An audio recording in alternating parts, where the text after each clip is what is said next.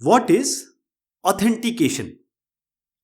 अब आपके घर के सामने एक साहब आए और उन्होंने घंटी बजाई, उन्होंने कहा मैं राजा हूं।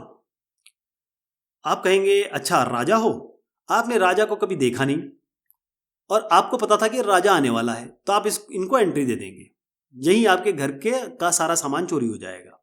हो जाएगा नहीं हो जाएगा? क्योंकि ये जो अपने आप को राजा बता रहे हैं ये राजा है ही नहीं।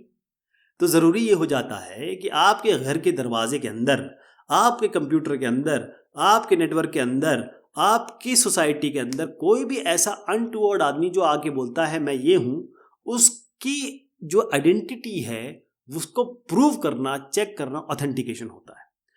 अच्छा, एक ऑथराइजेशन भी बता देता हूं कि जैसे ये अंदर आ गए तो ये क्या क्या चीज़ें एक्सेस कर सकते हैं, है ना। जैसे मान लीजिए कि आपकी मदर ये है, आपका दोस्त ये है, तो जब ये आपकी मदर आपके घर में है और आपका दोस्त आपके घर में है, आपकी मदर जो है वो अलमारी खोल सकती है, उसके अंदर जमीन जायदाद होगी वो देख सकती है, लेकिन आपका दोस्त नहीं देख सकता, उसको ऑथराइजेशन नहीं है, लेकिन दोनों ही घर के अंदर ऑथेंटिकेटेड हैं।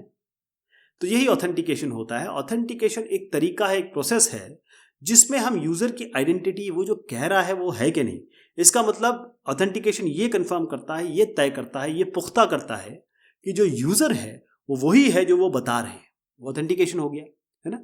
तो एक तरीके का मैकेनिज्म है, और क्या क्या मैकेनिज्म है मैं आपको बताऊंगा। कि भाई कोई इनकमिंग रिक्वेस्ट आई, अब आपके सर्वर पे एक रिक्वेस्ट आई और आपने कहा कि भाई पहले अपने आप को प्रूव तो करो कि आप जो हो वो है कि नहीं, आप वही हो क्या नहीं। क्योंकि जब जब आदमी सामने आता है तो आप देख सकते हो, लेकिन जब इंटरनेट पे आते हो आप, या फिर किसी वर्चुअल वर्ल्ड में, या फिर कहें कि इंटरनेट या वेब वर्ल्ड में आप जब आते हैं सामने, तो तब तो आपका आइडेंटिटी कैसे प्रूव होगी, तो ऑथेंटिकेशन करना पड़ेगा। उसके अलग अलग तरीके हैं। तो ऑथेंटिकेशन के जो फैक्टर हैं इनको हम AF कहते हैं। इसको हम 3 ग्रुप में क्लासीफाई करते हैं, 3 कैटेगरी में करते हैं। समथिंग यू नो, अगर आपको पता है, जो जो चीज़ें आपको पता है, जैसे जब आप किसी जीमेल पे जाते हैं, किसी भी ईमेल पे जाते हैं, तो वहाँ पर आप अपना यूज़र नेम पासवर्ड डालते हैं। किसी भी बैंक में या ATM में जाते हैं तो आपको पिन डालना होता है, वहाँ पर कार्ड और पिन डालना होता है, लेकिन पिन ज़रूरी है। समथिंग यू हैव, अगर आपके पास क्या है, सबसे पहली चीज़ ये है कि अगर आप किसी ATM में जाएंगे तो आपको कार्ड चाहिए, उसके बाद पिन का सवाल आता है। कोई हो सकता है टोकन, आप अपना, आपके पास एक कार्ड हो, RFID कार्ड हो, आप जैसे वो लगाओगे आपका दरवाज़ा खुल जाएगा, ये ऑथेंटिकेशन हो जाएगा। समथिंग यू आर, अब आप जो हैं, अब आप आए, आपके हाथ में मतलब जो आपका जो फिंगरप्रिंट है, आपका अंगूठा या फिर आपके हाथ की जितनी भी लकीरें हैं वो स्पेशल हैं, वो दूसरों से मैच नहीं करती हैं, तो आपके पास फिंगरप्रिंट है। या आपकी जो आवाज़ है वो दूसरों से मैच नहीं करती है, वो वॉइस रिकग्निशन हो गया। तो ये इनको 3 कैटेगरी में बांटा जाता है, something you know, something you have and something you are. अब ऑथेंटिकेशन के अलग अलग तरीके हैं। सबसे आसान तरीका, बेहतरीन तरीका है पासवर्ड। यूज़र नेम पासवर्ड डालिए, और पासवर्ड आजकल ऐसे आ गए हैं कि भाई ख़तरनाक। आपको बोला जाएगा कि भाई एक स्मॉल केस करो, एक बिग केस करो, मतलब अपर केस जिसे कहते हैं, एक स्पेशल कैरेक्टर डालो, डॉलर या @ इस तरीके से, और इतने कम से कम नहीं तो मिनिमम 8 कैरेक्टर का होना चाहिए, तो ये थोड़े से स्ट्रांग हो जाते हैं। वरना अगर आप सुपर कंप्यूटर देखेंगे वो इस तरीके के, अगर आप छोटे से पासवर्ड हो गए खट से ब्रेक कर देते हैं, वो ऐसी मशीन्स आ गई हैं। मल्टी फैक्टर का मतलब ये होता है कि पहले आप पासवर्ड डालिए, उसके बाद आपके मोबाइल पे एक OTP आएगा, वो भी आपको डालना पड़ेगा। ये 2 फैक्टर हो गया, मल्टी फैक्टर कहते हैं इसको। बायोमेट्रिक बेस्ड, अब आप आए, आपने आँख, अपनी जो आँख है या फिर अपना फिंगर ये टच किया, क्योंकि आप वही हैं, तो बायोमेट्रिक बेस्ड हो गया।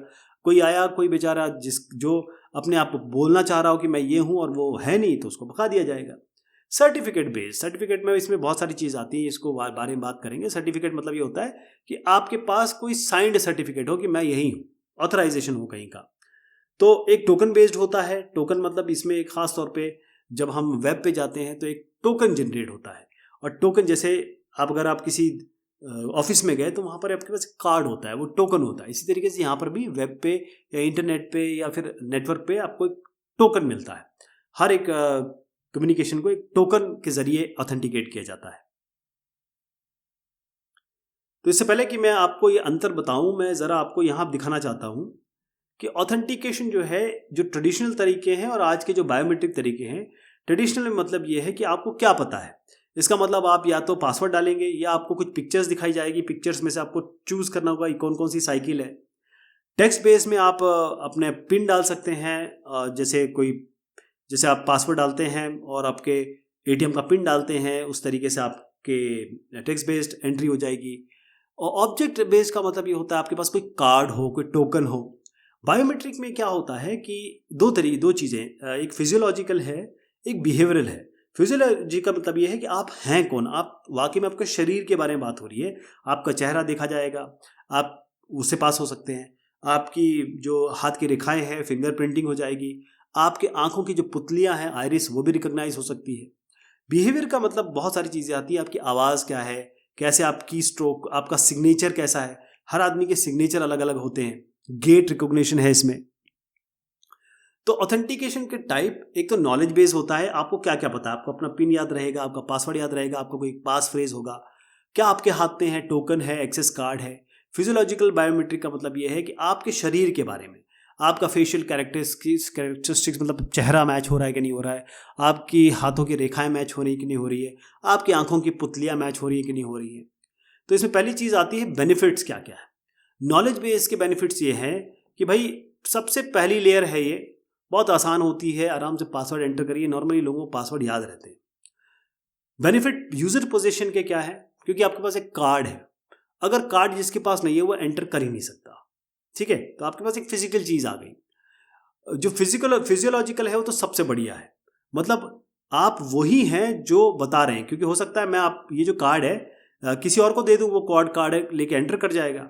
हो सकता है पिन किसी और को बता दूं, वो पिन एंटर कर जाएगा। हो सकता है किसी ने पिन चुरा लिया हो, पिन देख लिया हो। यहां पर क्या है, वही आदमी एंटर कर सकता है जो वाकई में है, कोई दूसरे का कार्ड या दूसरे का पिन लेके एंटर नहीं कर सकता।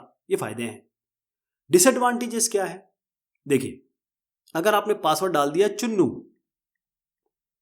पासवर्ड डाल दिया, आप चुन्नू आपका घर का नाम है, आप तो पकड़े जाएंगे, आप कोई भी हैक कर जाएगा।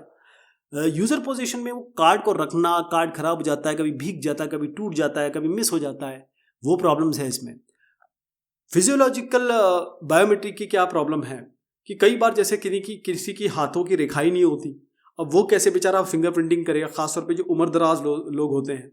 इसके लिए थोड़ा पैसा भी लगता है, क्योंकि ये इसमें डिवाइसेस लगाने हैं उसमें पैसा लगता है।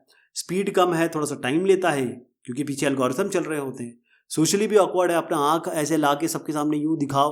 अब कोविड है, का ज़माना चल रहा है, अब हाथ लगाओगे दूसरा भी हाथ लगाएगा तो दिक्कत हो जाएगा। इन्वायरमेंटल इम्पैक्ट भी है इसका। सिक्योरिटी, देखिए जो सबसे आसानी से तोड़ा जा सकता है वो आपका पासवर्ड है और पिन है। पिन तो केवल 6 का या 4 डिजिट का होता है, उसको तो कोई भी पकड़ लेगा।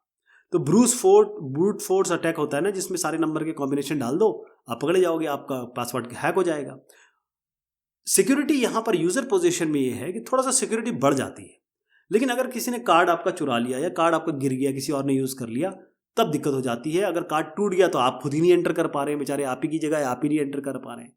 लेकिन जो फिजियोलॉजिकल बायोमेट्रिक है, इसमें सिक्योरिटी जो है थोड़ा सा अच्छी होती है, क्योंकि आप यूनिक हैं, आप इंसान एज अ इंसान आप यूनिक हैं।